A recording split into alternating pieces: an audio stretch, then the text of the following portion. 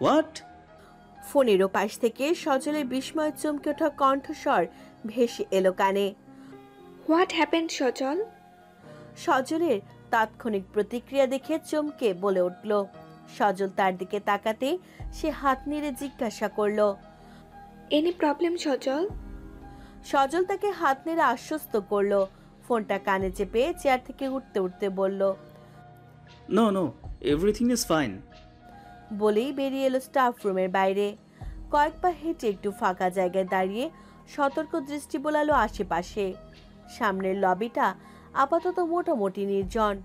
কয়েকজনের উপস্থিতি আছে, তবে তা বেশ দূর থেকে কড়া গলায় বলে উঠল। হোয়াট ডিড ইউ সে? অমন কাঠখোট্টা গলার আওয়াজ শুনে অন্তরা ঝাড়ি খাওয়ার ভয়ে চুপ করে রইল। ওদিকে অধৈর্য সজল বিরক্ত কণ্ঠে আবার বলে উঠল, মিস, আমি আপনাকে কিছু জিজ্ঞেস করেছি। স্যার রাগ করবেন না প্লিজ। আসলে আমি না আপনাকে ভালোবেসে ফেলেছি। হোয়াট? পরিচিত মহিলা তার উপর সরাসরি এভাবে প্রেমের প্রস্তাব শুনে সজল রীতিমতো হতভম্ব। তার ওপর আবার স্যার বলে সম্বোধন করছে। কি জবাব দেবে মাথায় এলো না সজলের। স্যার সম্বোধনটা খেলে আসতেই উত্তেজিত সজল রাগে লাল হয়ে ফুঁসে উঠল। তার মানে শিওর এই অপরিচিত মহিলা এই কলেজের স্টুডেন্ট। ভেবেই বাম হাতের তালুতে মুখটা ঘষে নিজেকে সামলে নিল। যতটা সম্ভব রাগ দমিয়ে নিজেকে শান্ত রেখে ভারী গলায় বলল, তাই নাকি? ওয়েল, কি নাম তোমার? কোন ইয়ার স্টুডেন্ট? বলবো না। অন্তরার সপাট জবাব শুনে সজলের তো আক্কেল গুরুম হবার জোগাড়। বিস্মিত হতভম্ব সজল রেগে অগ্নিশর্মা হয়ে বলে উঠল, হোয়াট? বলবো না মানে? এই মেয়ে, ফাজলামি শুরু করছো আমার সাথে? হ্যাঁ, কি হলো? জবাব দাও। অন্তরা হঠাৎ করে সজলের হুমকি ধামকি শুনে ভয়ে একেবারে জমে একাকার। হাত পা কাঁপতে শুরু করেছে থরথর করে। ওপাশ থেকে আবারও শোনা গেল সজলের সেই চিরপরিচিত ঝাঝালো রাগী কণ্ঠস্বর। তুমি এই কলেজেই পড়ো তাই না? আমি সত্যি অবাক হয়ে যাচ্ছি তোমার সাহস দেখে। টিচারদের সাথে কেমন বিহেভ করা উচিত তোমাকে কেউ শেখায়নি না? বেয়াদব মেয়ে কোথাকার। নেক্সট টাইম যদি এমন ধরনের ফাজলামো করতে দেখি তাহলে। সজলের মুখের কথা শেষ হতে না হতে অন্তরা বিড়বিড় করে বলে উঠল, শাস্তি দেবেন তাই তো? ওটা ছাড়া আর কি বা পারেন? হোয়াট? সত্যিই তো বললাম। সুযোগ পেলেই তো খালি বকাবকি আর ধমকাধমকি করেন। কোনো দিনও তো দেখলাম না কারোর সাথে ভালোভাবে কথা বলতে। হোয়াট? বেয়াদব মেয়ে তোমাকে তো। রাগে ক্রোধে উন্মুক্ত সজলের অবস্থা তখন সহ্যের সীমা ছাড়িয়ে গেছে। উষ্ণ নিঃশ্বাসের তালে সরু নাকের পাটাখানা ফুলছে ফুসফুস করে। চোখের সাদাটে অংশ টুকুতে লালিমা ছড়িয়ে পড়েছে ধীরে ধীরে। শ্যামবর্ণ মুখমণ্ডলখানা সেই মুহূর্তে যেন আস্ত একখানা অগ্নিকুণ্ড সদৃশ আকার ধারণ করেছে। কথাটা অর্ধেক বলে কান থেকে কোনো মতে ফোনটা সরিয়ে কেটে দিল। আর এক মুহূর্ত দেরি না করে সাথে সাথে নাম্বারটা নিয়ে ফেলল ব্লক লিস্টের ঝুড়িতে। তারপর শূন্য দৃষ্টিতেই দুরাকাশের পানে চেয়ে ভাবতে লাগলো। কে এই মেয়ে? মনে মনে বলে উঠল, কত বড় সাহস! বলে আমি নাকি ধমকাধমকি ছাড়া আর কিচ্ছু করতে পারি না। বেয়াদব মেয়ে একটা। একবার চিনতে পারি কে এটা করেছে, জাস্ট চাপকে একদম পিঠের ছাল তুলে দেব। ওদিকে অন্তরা সজলের সারা শব্দ না পেয়ে ফোনের দিকে তাকালো। দেখলো কল কেটে গেছে। আবারও ফোন লাগাতেই বুঝতে পারলো এটাও আগের সিমটার মতো অবস্থা হয়েছে। ফোন ঢুকছে না, ব্লক লিস্টেড।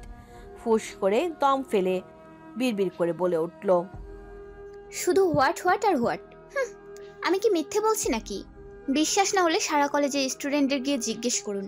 সবাই জানে আপনি কত মধুমাখা কথা বলেন। কথাটা বলে কৃষ্ণচূড়া গাছের আড়াল থেকে বেরিয়ে আসতে আসতে হঠাৎ করে কি যেন একটা ভেবে দোতলায় স্টাফ রুমের বারান্দার দিকে তাকালো অন্তরা। দেখলো সজল দাঁড়িয়ে আছে এক মনে আকাশের দিকে তাকিয়ে। হয়তো ফোনের অজ্ঞাত রমণীকে খুঁজে চলেছে মনে মনে। হঠাৎ সজলের রাগী গলায় বলা একটু আগের কথাগুলো মনে করে ফিক করে হেসে ফেলল সে। আজ কেন জানি সজলের রাগী কণ্ঠস্বর হুমকি ধামকিগুলো বেশ ভালোই লেগেছে ওর। সাথে ভয়ও লেগেছে, কিন্তু তাতে কি, মানুষটাকে মনের কথাটা বলতে তো পেরেছে, এই অনেক। আজকে মনের কথাগুলো বলেছে, কাল মনটাও জয় করে নেবে একদিন ভেবে আত্মবিশ্বাস ভরা শ্বাস টেনে বুক ভরে নিল অন্তরা।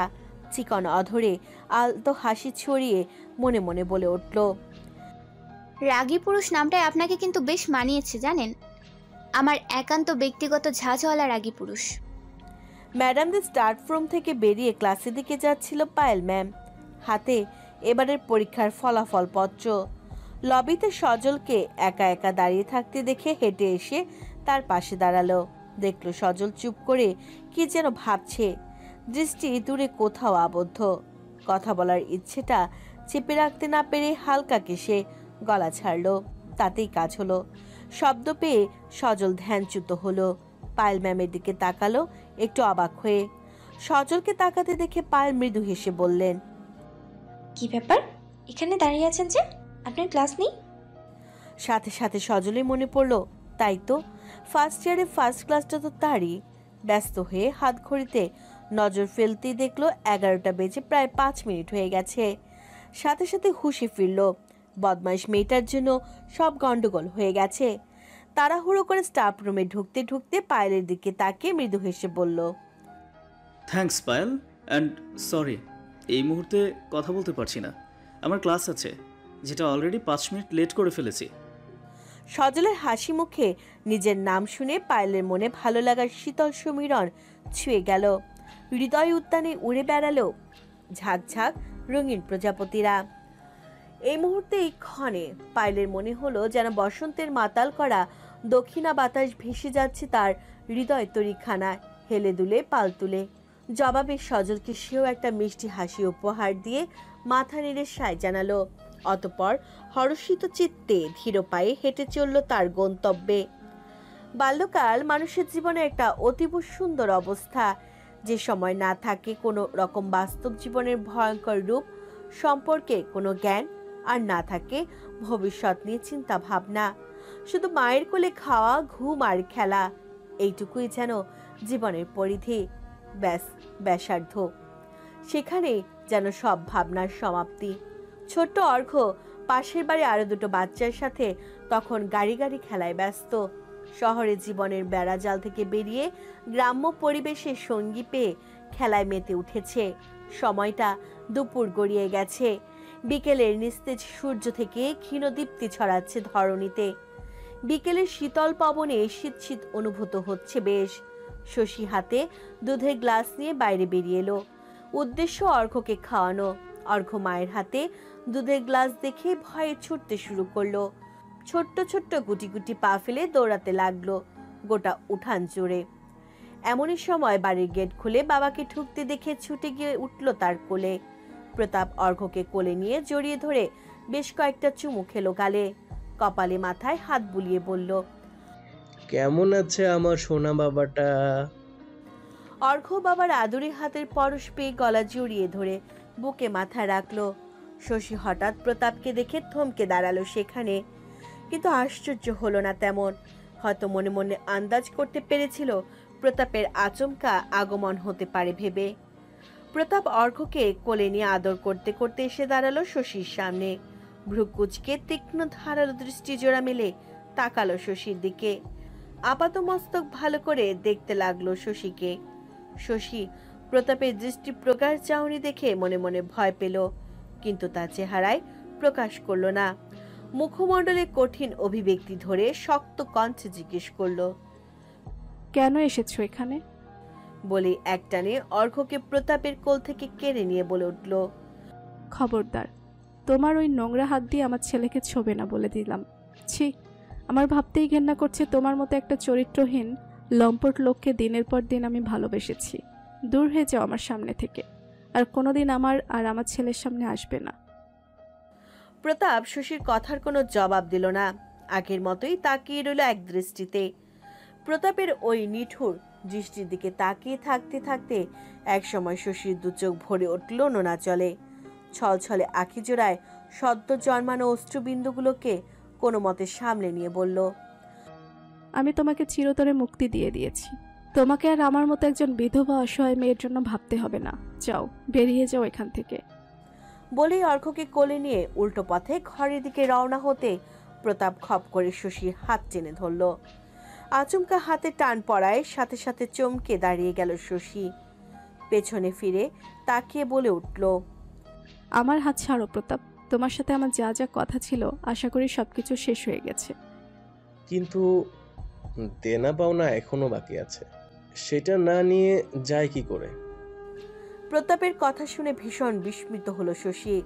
চমকানো দৃষ্টির ভাঁজে প্রশ্নচিহ্ন এঁকে বলল, দেনা পাওনা? কিসের দেনা পাওনা?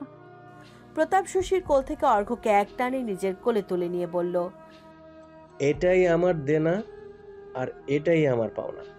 আমি আমার জিনিস কিন্তু নিয়ে গেলাম। বলেই হাঁটা শুরু করলো গেটের দিকে।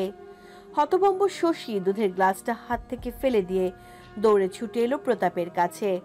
অর্ঘ্যকে ধরে কাড়ার চেষ্টা করতে করতে চিৎকার করে বলে উঠল, এই আমার ছেলেকে নিয়ে কোথায় যাচ্ছ? ছাড়ো, ছাড়ো বলছি আমার ছেলেকে। প্রতাপ শশীর কথা সম্পূর্ণ অগ্রাহ্য করে সজোরে একটা ধাক্কা দিল। ধাক্কা সামলাতে না পেরে শশী লুটিয়ে পড়ল মাটিতে। আচমকা মাটিতে পড়ে দুহাতের কুনোয় কেটে ছিলে একাকার অবস্থা। প্রতাপ শশীকে ওই অবস্থায় দেখে ঠোঁট ছড়িয়ে নোংরা হাসল। যা ঘাড় ঘুরিয়ে অশ্রুসিক্ত চোখে তাকিয়ে দেখল শশী। প্রতাপ শশীকে ডান হাতের তর্জনী উঁচু করে তুলে দেখিয়ে শাসানো ভঙ্গিতে বলল, don't you dare to touch my son. আমাকে ডিভোর্স পেপার পাঠানোর আগে ভাবা উচিত ছিল তোমার যে এর পরিণতি কি হতে পারে সে বিষয়ে। যাই হোক, অর্ঘ্য আমার ঔরসজাত সন্তান, তাই সে আমার কাছেই থাকবে। এদিকে বাবা মায়ের এমনতর ধস্তাধস্তি দেখে ছোট্ট অর্ঘ্য ভয় কান্না শুরু করে দিয়েছে। বারবার হাত বাড়িয়ে মাকে ছুতে চাইছে, কোলে যেতে চাইছে। ছেলের কান্না দেখে শশী যেন উন্মাদ হবার জোগাড়। কোনো রকমে মাটি থেকে উঠে আবারও গিয়ে ধস্তাধস্তি শুরু করলো প্রতাপের সাথে। চিৎকার করে কাঁদতে কাঁদতে বলতে লাগলো, আমার ছেলেকে ছেড়ে দাও, এটা অন্যায়। একজন দুধের শিশুর থেকে তার মাকে কেড়ে নিও না। প্রতাপ, আমার ছেলেকে ছেড়ে দাও। কিন্তু প্রতাপ কোনো কথা শুনল না। শশীকে আবারও ধাক্কা দিয়ে সরিয়ে হেঁটে চলল গেটের দিকে। লোহার গেটটা খুলে বাইরে বেরিয়ে আসতেই শশী আবার মাটি থেকে উঠে দৌড়ে ছুটে এসে প্রতাপের পা দুটো জড়িয়ে ধরে বলল, চিৎকার করে কাঁদতে কাঁদতে বলতে লাগলো, এতটা নিষ্ঠুর হইও না প্রতাপ, দয়া করো। একজন মায়ের বুক থেকে তার সন্তানকে কেড়ে নিও না। ঈশ্বরের দোহাই লাগি, একটা নিষ্পাপ শিশুকে তার মায়ের কোল থেকে বঞ্চিত করো না। এ পাপ যে ঈশ্বর সইবে না। শশীর কথা শুনে খানিক সময় চুপ থাকলো প্রতাপ। হঠাৎ হো হো করে গা দুলিয়ে হেসে উঠল, ঘাড় বাঁকিয়ে বলল, লাইক সিরিয়াসলি? শশীর চিৎকার চেঁচামেচি শুনে ইতিমধ্যে আশপাশের লোকজন ছুটে জড়ো হয়েছে সেখানে। ভিড় জমিয়ে অবাক দৃষ্টিতে তাকিয়ে তাকিয়ে দেখছে সকলে। বাড়ির কেয়ারটেকার, সে মাঝবয়সী স্বামী স্ত্রী, ওরাও ছুটে এসেছে ঘটনাস্থলে। মন্দিরা কাকি তাড়াতাড়ি শশীকে মাটি থেকে টেনে তুলল। কি থেকে কি হচ্ছে বুঝতে না পেরে ফেলে দৃষ্টিতে তাকিয়ে রইল প্রতাপ আর শশীর দিকে।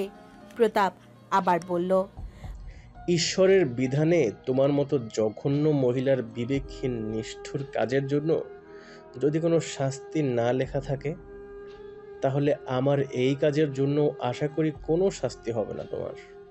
প্রতাপের প্যাঁচানো কথায় যেন হঠাৎ করে বিদ্যুতে চমকে উঠল শশীর মস্তিষ্কে। চোখ মুখে অন্ধকার ঘনিয়ে এলো মুহূর্তে। আচমকা কোনো এক অজানা অস্ত্রের আঘাতে বুকের ভেতরটা কেমন যেন দুফাক হয়ে গেছে। বিস্ময়ভূত চোখের অনর্দৃষ্টি মেলে শশী বলে উঠল, মানে কি বলতে চাইছো তুমি? আমার কথার অর্থ কি তুমি বোঝোনি? ঠিকই বুঝেছ। শোনো শশী, পৃথিবীটা গোল। তুমি যা করবে সেটাই তোমার কাছে ঘুরতে ঘুরতে ফিরে আসবে।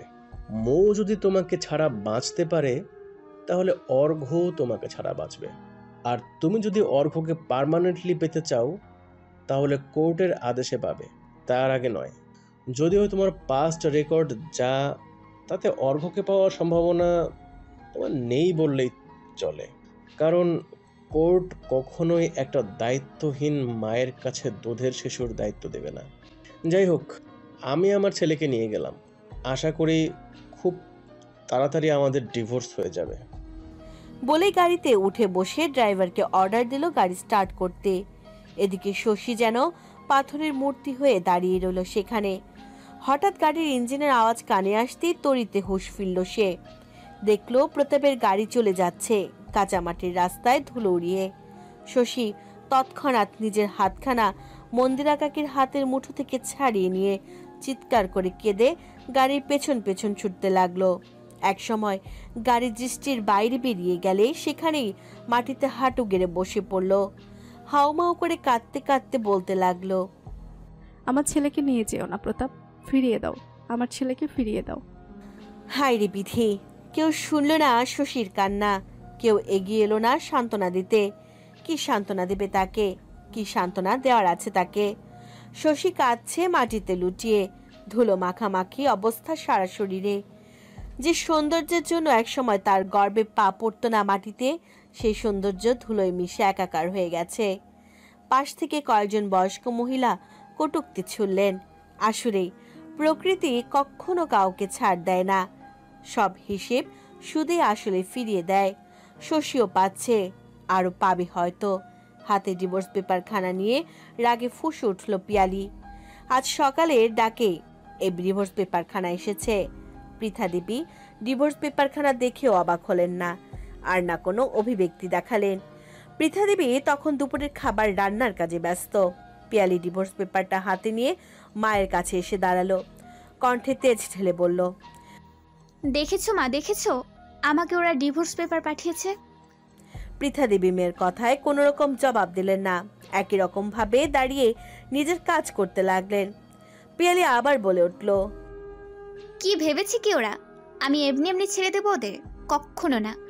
এমন ফাঁসাবো না, কেঁদে কুল পাবে না। ওরা জানে না আমি কে, আমি পিয়ালি। আমার লেজে পা দেয়া মানে গোখরো সাপের লেজে পা দেয়া। মেয়ের মুখের বাণী বচন শুনে আর স্থির থাকতে পারলেন না পৃথা দেবী। পিয়ালির দিকে তাকিয়ে বললেন, তাহলে এবার তুই সারা জীবনের জন্য বাপের বাড়িতে থাকতে চলেছ, তাই তো? পিয়ালি মায়ের এ ধরনের কথা শুনে একটু চমকে উঠল। বিস্মিত দৃষ্টিজোড়া মিলিয়ে তাকিয়ে বোঝার চেষ্টা করলো মা আসলে কি বলতে চাইছে। পৃথা দেবী মেয়ের দিকে প্রগাঢ় দৃষ্টিতে তাকিয়ে বললেন, শোনো পিউ, প্রতিটা বাবা মায়ের যেমন দায়িত্ব থাকে তাদের সন্তানকে সুশিক্ষা দিয়ে বড় করা, তাদের নিজের পায়ে দাঁড় করিয়ে সংসারের বিভিন্ন দায় দায়িত্ব সম্পর্কে অবগত করা, ঠিক তেমনই ছেলে মেয়েদেরও দায়িত্ব আছে তার বাবা মায়ের বয়সকালে বা অসহায় অবস্থায় তাদের পাশে দাঁড়ানো। তুমি এতদিন যেহেতু বিবাহিতা ছিলে, তাই তোমার কাঁধে আমি দায়িত্ব দিতে পারিনি, কারণ সেই ক্ষেত্রে তোমাকে তোমার শ্বশুরবাড়ির অনুমতি নিতে হতো। এখন যেহেতু তুমি পাকাপোক্তভাবে ডিভোর্স নিয়ে ডিভোর্সি তকমা কপালে সেটে চিরকালের মতো বাবা মায়ের সংসারে ফিরে আসতে চাইছো, তাই তোমাকে এসব কথা বলতে বাধ্য হচ্ছি। এই ডিভোর্সের ব্যাপারে সই করার পর থেকে তোমাকে আমাদের দুজনের দায় দায়িত্ব নিতে হবে।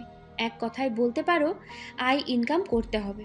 আমরা আর তোমাকে বসিয়ে খেতে দিতে পারবো না। ইতোমধ্যে 27 বছর বয়স হতে চলল, তুমি আমাদের কাঁধের উপরে বসেই খাচ্ছ। আজও কিন্তু একটা পয়সা বা একবেলা রান্না করে খাওয়ানোর মতো সামর্থ্য তোমার হয়নি। আশা করি এবার থেকে তোমার এই সামর্থ্যটা হবে। বলেই হাত ধুয়ে চলে গেলেন রান্নাঘর ছেড়ে।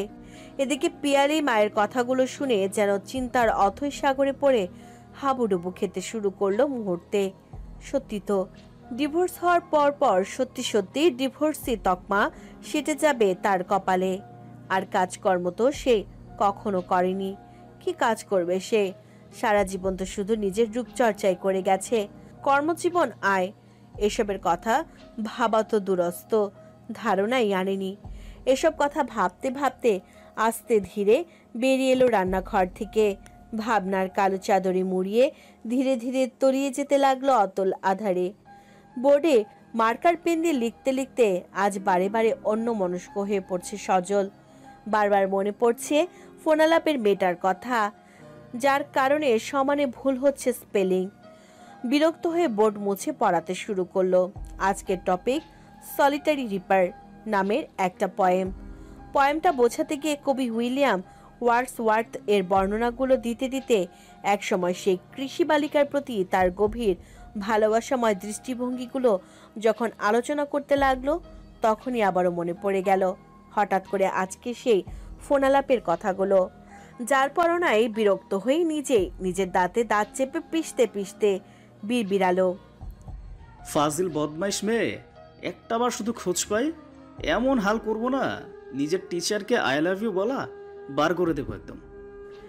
বলে কোনো রকমে বিরক্ত সহকারে ক্লাসটা শেষ করে বেরিয়ে এলো বাইরে। অন্তরা একদম মাঝামাঝি একটা জায়গায় বেঞ্চের কোনায় বসেছিল আর সজলের হাব ভাব দেখছিল। সজল বেরিয়ে যেতে ক্লাসের বাইরে বেরিয়ে যেতেই তানিয়া অন্তরার দিকে তাকিয়ে দুঃখ দুঃখ কণ্ঠে বলে উঠল, ইস, মানুষটা কত বদলে গেছে বল।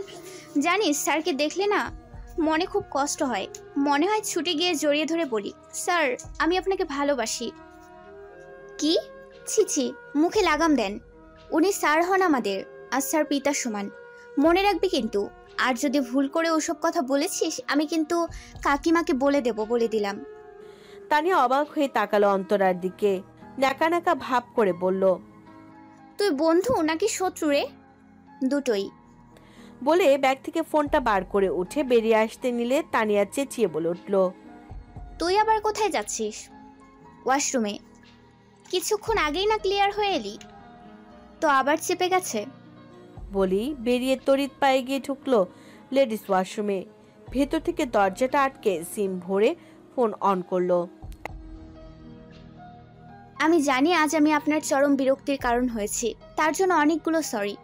কিন্তু আমি কথা দিলাম একদিন আপনার হাসি হব, মনের পাড়ায় শান্তি হব, আধার রাতে চাঁদনি হব, শীতল প্রেমে মন জুড়াবো। হৃদয়ের গভীর ভালোবাসাগুলো পাঠিয়ে দিলাম সকলের আড়ালে, দৃষ্টির অন্তরালে।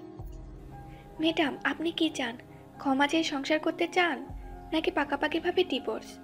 আপনি ডিভোর্স নিলে বড় রকমের এলিমানি দাবি করতে পারেন। আর যদি সংসারে ফেরত যেতে চান তাহলে ওরা পরবর্তীতে আপনার সাথে যা ইচ্ছে বাজে ব্যবহার করতে পারে। চয়েস আপনার। এবার বলুন, আপনি কি আপনার তরফ থেকে কেস ফাইল করব নাকি আপনি ওই সংসারে ফিরে যেতে চান? উকিলের পরামর্শ শুনে পিয়ালি ভাবতে লাগলো। মায়ের কথাগুলো শুনে একবার মনে হয়েছিল ফিরে যাওয়ার কথা, কিন্তু পরবর্তীতে যখন মনে হলো সে হেরে যাচ্ছে, তখন আবার সেই পুরনো বিবেকহীন পিয়ালি ভর করলো মাথায়। একদিকে যেমন বিরাজকে হারিয়ে সে জিতে যাবে, তার উপর আবার অনেক টাকা পাবে, বাবা মা কারো ধার ধারতে হবে না, নিজের জীবন নিজের মতো করে কাটানো যাবে ভেবে উকিলকে বলল, আপনি কেস ফাইল করুন, আর যতটা সম্ভব পারা যায় বেশি বেশি এলিমানি অ্যাড করবেন। সবকিছুর ভাগিদার পাওয়া গেলেও কারো পাপের ভাগিদার কেউ হয় না। আজ এই কথা 100% সত্য হয়েছে শশীর জীবনে। বাবা মায়ের ছবিটাকে বুকে জড়িয়ে ধরে অঝোর ধারায় কেঁদে চলেছে শশী। সব ভুলের ক্ষমা হলেও কিছু ভুলের কোনো রকম ক্ষমা হয় না। যে ভুল সে করেছে তার জন্য যে সত্যি সে ক্ষমা নেই। আর কার কাছে ক্ষমা চাইবে সে? বাবা মায়ের কাছে নাকি সুবোধের কাছে, নাকি অবহেলায় মানুষ হওয়া সেই নিষ্পাপ মেয়েটার কাছে যে এখন নিজে থেকে বাঁচতে শিখে গেছে? আজ সেই ভুলের অভিশাপে ক্ষণে ক্ষণে তার প্রাপ্য শাস্তিটুকু পাচ্ছে শশী। বাবা মায়ের ছবিটা বুকে শক্ত করে চেপে ধরে ঢুকরে কেঁদে উঠল সে। আহাজারি করে বলতে লাগলো, আমাকে ক্ষমা করে দাও বাবা মা, আমি তোমাদের অপরাধী। তোমরা হাজার হাজার বার বারণ করা সত্ত্বেও আমি শুনিনি। ক্রমাগত ধেয়ে গেছি মরীচিকার দিকে, শেষ পর্যন্ত সেই মরীচিকাকে আপন করে নিয়েছি। এ শাস্তি আমার প্রাপ্য, এসব কিছুই আমার পাওনা। বলে কাঁদতে কাঁদতে শশী নিজের শরীরের দিকে তাকালো। সারা গায়ে অজস্র মারের দাগ চকচক করছে। সেদিন রাতে শশী প্রতাপের গ্রামের বাড়িতে গিয়েছিল অর্ঘ্যকে ফেরত আনতে। সেখানে গিয়ে অর্ঘ্যকে ফেরত তো পাইনি, কিন্তু কপালে জুটেছে প্রতাপের এত কালের ঢেকে রাখা নিকৃষ্ট রূপ দেখার সৌভাগ্য। ওকে ডিভোর্স পেপার পাঠানোর অপরাধে কোমর থেকে বেল্ট খুলে মেরেছে, ঘরের দরজা আটকে ভোরবেলায় গলা ধাক্কা দিয়ে বার করে দিয়েছে বাড়ি থেকে। যতটুকু সময় ওই বাড়িতে ছিল ততক্ষণে কেউ আসেনি বাঁচাতে। এতদিন যে মানুষটাকে পিতৃতুল্য ভেবে এসেছে সেই শ্বশুর মশাইও এক নজর তাকে চুপ করে চলে গিয়েছিল পাশ কাটিয়ে। একবারও আসেনি তার ছেলের বর্বরতা ঠেকাতে, আর না বারণ করেছে। আজ বুঝতে পারছে শশী, বাবা মা সেদিন যখন জানতে পেরেছিল তার আর প্রতাপের প্রণয়ের কথা, তখন কেন এত তাড়াতাড়ি এক সপ্তাহের মধ্যে সুবোধের সাথে বিয়ে দিয়ে দিয়েছিল। প্রতাপের পরিবারের সমস্ত সত্যগুলো হয়তো বাবা জানতো, তাই তো আর এক মুহূর্ত দেরি করেনি মেয়েকে উপযুক্ত হাতে তুলে দিতে। কিন্তু সে বাবার পছন্দের মান রাখেনি, আর তাই যা হবার ছিল তাই হলো, আর ভবিষ্যতেও তাই হবে। শশীর মনে হচ্ছে ছুটে গিয়ে বাবা মায়ের পা দুটো জড়িয়ে ধরে ক্ষমা চাইতে, সুবোধের কাছে ক্ষমা প্রার্থনা করতে। তাকে এই মানুষগুলো নিঃস্বার্থভাবে শুধু ভালোবেসেই গেল, কিন্তু প্রতিদানে কিছুই তার কাছ থেকে পেল না। ভাবতেই মনে হলো এক্ষুনি গলায় ফাঁস লাগিয়ে প্রাণ ত্যাগ করতে। কাঁদতে কাঁদতে খুব করে মনে পড়ল শ্রাবণীর কথা। একজন মা হয়ে কিভাবে এত অমানুষ হতে পারল সে। বাবা হারিয়ে মেয়েটা যে সময় সবচাইতে বেশি অসহায় হয়ে পড়েছিল, তখন তার পাশে ছায়া হয়ে না দাঁড়িয়ে নিজের স্বার্থসিদ্ধি করতে পারি জমিয়েছিল প্রতাপের হাত ধরে সুখের খোঁজে। একজন অসহায় শিশুর মাথার উপর থেকে মা হয়ে মাতৃত্বের ছায়া কিভাবে কেড়ে নিতে পারল। ভাবতেই বুক চিরে অদৃশ্য রক্তবন্যা বের হতে লাগলো শশীর। অজস্র চিন্তা ভাবনার মাঝে ডুবে তখনই হঠাৎ করে খিলখিলে হাসির শব্দ কানে এলো শশীর। অন্ধকার ঘরের মেঝেতে তারই সামনে তারই মতো দেখতে একটা অনুকৃতি বসে বসে হাসছে। শশী চমকালো, ভয় পেল। নিজের অনুকৃতিকে দেখে প্রশ্ন করল, কে কে তুমি? এভাবে হাসছো কেন? অনুকৃতিটা হেসে বলল, আমাকে চিনতে পারছো না? আমি মোয়ের মা, ইন্সপেক্টর সুবোধের স্ত্রী শশী। না, তুমি শশী নাও, শশী আমি। অনুকৃতিটা আবারও জোরে জোরে হেসে উঠল। ঠিক ধরেছ, তুমি আসল শশী। কেমন মা তুমি? কিভাবে পারলে নিজের গর্ভজাত সন্তান এভাবে কষ্ট দিতে? একবারও কি তোমার বুক কাঁপলো না? একবার কি মনে হলো না বাবাহারা মেয়েটা তোমাকে ছেড়ে থাকবে কিভাবে? আচ্ছা, সেসব কথা বাদ দিলাম। তোমার কি একবারও মনে হয়নি মেয়েটা বড় হচ্ছে, কেউ তার ক্ষতি করে দিতে পারে? একবারও তোমার মনে খেয়াল আসলো না মেয়েটার এই মুহূর্তে প্রতি পদে পদে তার মায়ের কতটা প্রয়োজন? অনুকৃতির কথাগুলো শুনে দুহাটুর ভাঁজে মুখ গুজে হাউমাউ করে কেঁদে উঠল শশী। হ্যাঁ হ্যাঁ, আমি ভুল করেছি। আমি অজ্ঞান হয়ে গেছিলাম তখন। ভালোবাসার মানুষটাকে চিরতরে পাবো ভেবে বাস্তব ভুলে বসেছিলাম। একটা বারও আমার মনে আসেনি আমি কত বড় ভুল করতে যাচ্ছি। আমার মেয়ে, আমার সন্তান আমাকে ছেড়ে কিভাবে থাকবে একবারও মাথায় আসেনি। আমি পাপী, আমার মরে যাওয়া উচিত। বলে আবারও কান্নায় ভেঙে পড়ল। রাত তখন গভীর। বাড়ির চারিপাশ থেকে ঝিঝি পোকার ডাক শোনা যাচ্ছে। দূর থেকে ভেসে আসছে গা শিউরে ওঠা কালপেচার ডাক। সব কিছুকে ছাপিয়ে গেছে শশীর বুক ভাঙা কান্নার আওয়াজ। শশীর কান্না দেখে অনুকৃতিটা আবার হাসলো, বলল, মরতে চাও তাই তো?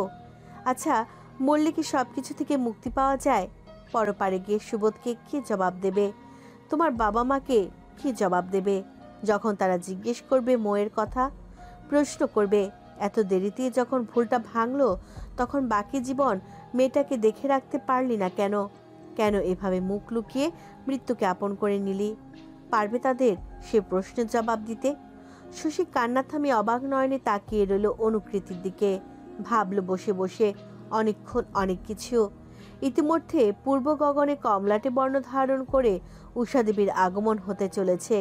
শশী চোখ মুছল, নতুন ভোরকে দেখে স্বাগতম জানালো। সে যাবে শ্রাবণীর কাছে, তার পা দুটো জড়িয়ে ধরবে। এবার সত্যি সত্যি মন থেকে ক্ষমা চাইবে।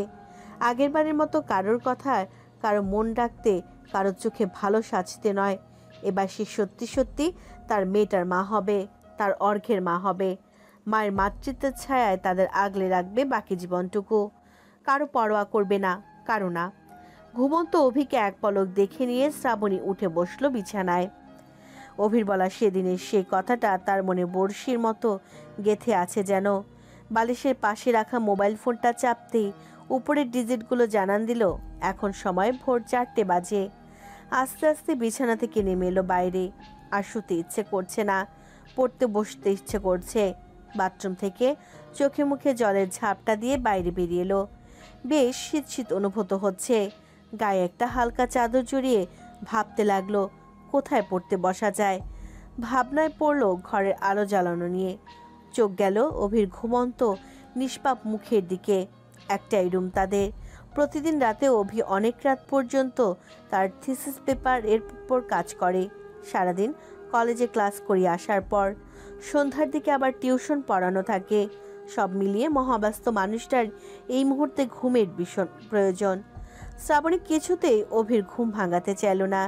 এদিকে কি করবে সেটাও ভাবনায় আসছিল না। হঠাৎ করে খেয়াল হলো বারান্দার রান্নাঘরের কথা। এখানে লাইট জ্বালিয়ে দরজাটা ভিজিয়ে দিলেই হলো, ঘরের ভেতর থেকে আলো যাবে না। আইডিয়াটা ভাবতে মনটা আনন্দে নেচে উঠল শ্রাবণীর। সাথে সাথে তার অনার্সের বইগুলো বাইরে এনে দরজাটা ভিজিয়ে দিয়ে আলো জ্বেলে বসলো পড়তে। এদিকে মেয়েটা জানতে পারল না তার শ্যামসুন্দর পুরুষের বুক থেকে উঠলেই যে মানুষটার ঘুম এমনিতেই ভেঙে যায়। শ্রাবণীর বাথরুম থেকে আসতে দেরি হচ্ছে দেখে অভিও বিছানা ছাড়লো। দরজাটা বন্ধ করে দেখে আচমকায় সন্দেহজনিত কারণে থমকে দাঁড়ালো। বন্ধ দরজার ওপাশে শ্রাবণী কি করতে পারে ভেবে নিয়ে আলতো করে দরজাটা খুললো, কিন্তু যা দেখতে পেল তাতে তার চক্ষু চড়ক গাছ। মেয়েটা এই ভোর রাতে বই পড়তে বসেছে, কিন্তু কেন? অভি তার তীক্ষ্ণ বুদ্ধির ধারালো দৃষ্টি মেলে ভাবতে লাগলো। মনে পড়লো জয়নিংয়ের দিন থেকে শ্রাবণীর আচরণের পরিবর্তন।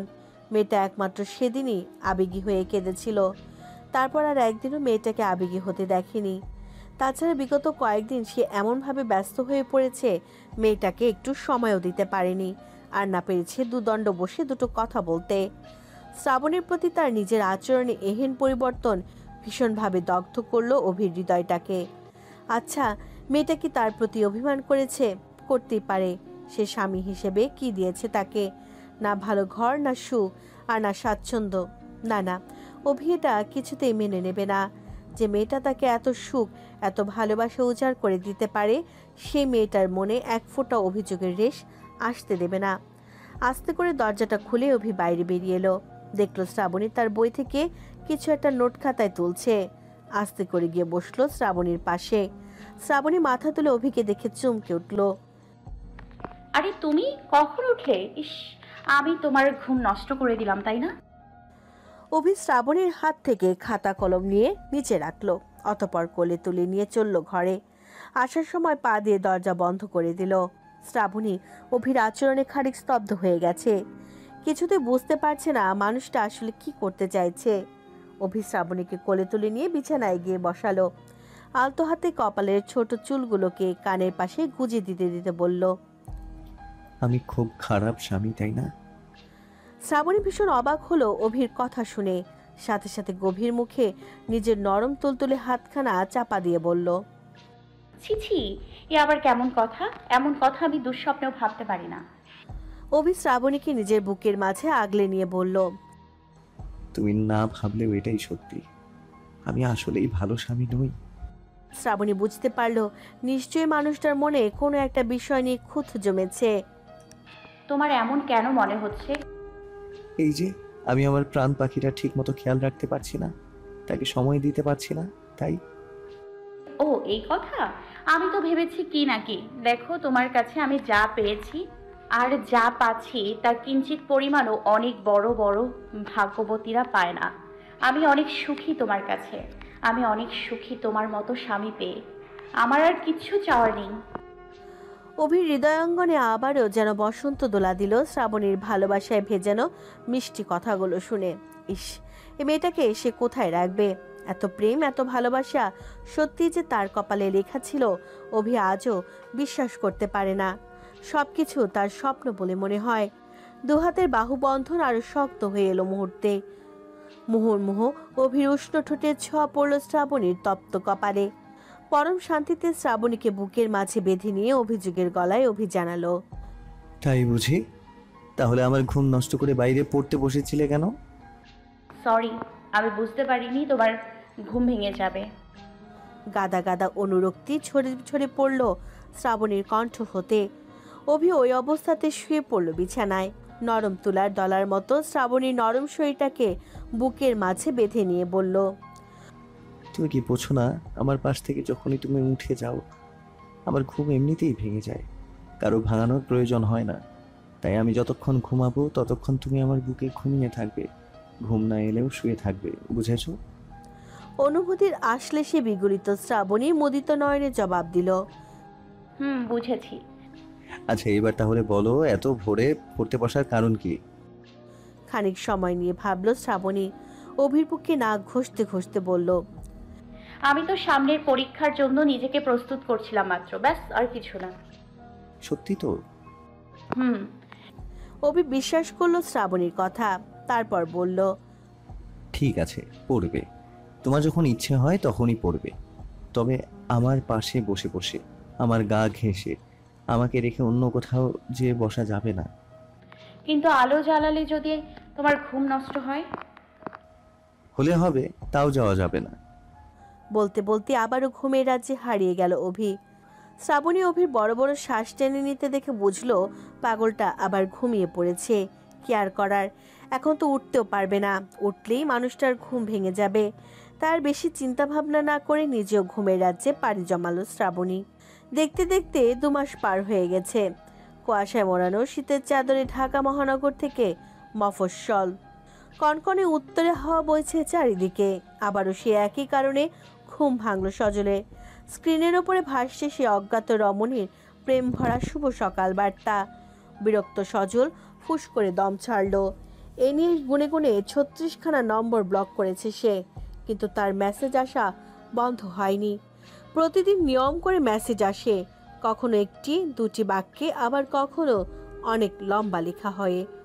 আজ কদিন হলো সজল বন্ধুদের সাথে একটু আউটিংয়ে এসেছে উত্তরবঙ্গে। বর্তমানে ঋষভের পাহাড়ি ঢালে সকালের কুয়াশা মাখানো সূর্যোদয়টা উপভোগ করতে এসেছিল। ঠিক তখনই অজ্ঞাত নাম্বার থেকে মেসেজ ঢুকলো ফোনে। আমায় খুঁজে পাবে তুমি শিশির ভেজা ঘাসে, ভোরের ওই মিষ্টি আলোয় থাকবো তোমার পাশে, সকল সময় যখন তুমি ভাববে নিজে একা, স্মৃতির ভিড়ে আসবো আমি, পাবে আমার দেখা, সুপ্রভাত আমার রাগী পুরুষ। মেসেজটা দেখতে আবারও মাথা গরম হলো সজলের। পাশে বন্ধু মোহিত দাঁড়িয়েছিল। সজলের এমন অস্বস্তি বোধ দেখে বলল, কি হয়েছে? কিছু না। আরে বল না ইয়ার, তোর মুখ দেখে তো মনে হচ্ছে কিছু হয়েছে। আর বলিস না, বিগত 2 মাস ধরে কে যে আমাকে স্টক করছে বুঝতে পারছি না। খেতে বসতে উঠতে মানে সব সময় শুধু প্রেমের প্রস্তাব দিয়েই যাচ্ছে, প্রেমের মেসেজ দিয়েই যাচ্ছে। এই দেখ, এখনো পাঠিয়েছে। বলেই অন্তরার মেসেজটা খুলে দেখালো সজল। মোহিত মেসেজখানা পড়ে প্রথমে খুব হাসলো, তারপর বলল, আমার এক বন্ধু টেলিকমিউনিকেশন ইঞ্জিনিয়ার, ও এসব নিয়ে কাজ করে। তুই চাইলে ও 2 দিনের মধ্যে তোকে তার লোকেশন সব নাম অ্যাড্রেস সব জানতে পারবে।